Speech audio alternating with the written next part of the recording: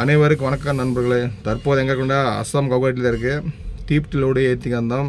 சிவகாசியிலேருந்து அஸ்ஸாம் கவுஹாட்டில் வந்து இறக்கி முடிஞ்சிச்சு வெற்றிகரமாக. ஒரு பிரச்சனையும் இல்லை.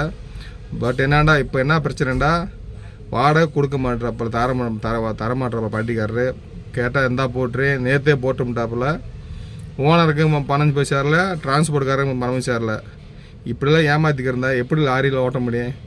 நம்ம வந்து டிரைவரில் சொந்தம் ஓனர் எவ்வளோ கஷ்டப்பட்டு டீசல் போட்டு வண்டி எடுத்து டயர் எடுத்து டோல்கேட் பணம் போட்டு அம்மளும் எவ்வளோ ரிஸ்க் எடுத்து வண்டி ஓட்டி வந்து அவ்வளோ தூரம் கஷ்டப்பட்டு வந்து பொருளை வந்து அவங்களுக்கு வந்து பத்திரமா சேர்த்தா வாடகை கொடுக்கறதுக்கு அவங்களுக்கு வந்து கஷ்டமாக இருக்குது. இந்தா தாரே அந்த தான் நேற்றுன்னு வண்டி நிற்கிது.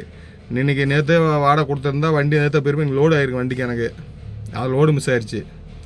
ஓனர் கிளாஸு அம்மு கிளாஸு பொறாபதி கிளாஸு இப்படி சில பாட்டியில் இருக்கிற வயசு தான் வண்டி ஓட்டுறதுக்கே சில பேர் ஓனருக்கு யோசிக்க வேண்டியிருக்கு. 2π வாடகைண்டா யோசிக்க வேண்டியிருக்கு.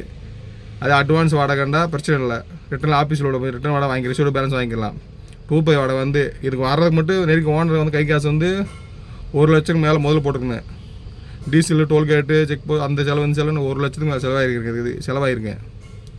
இவ்வளோ கை காசை போட்டு வந்து அவங்க பொருளை வந்து பத்திரமா இறக்குனதுக்கு வாடகை இந்த தாரேன் அந்த தாரேன்னு சொல்கிறாங்க.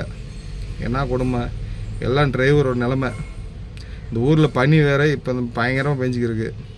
பனி விழ ஆரம்பிச்சு மதியம் 2 மணி பயங்கரமாக பனி விழுது. லைட்டாக பனி விழுந்துக்கிட்டே இருக்குது. ஓகே, அன்போட்டில் பார்க்கலாம். பாய். ஜெய் டிரைவர்ஸ்.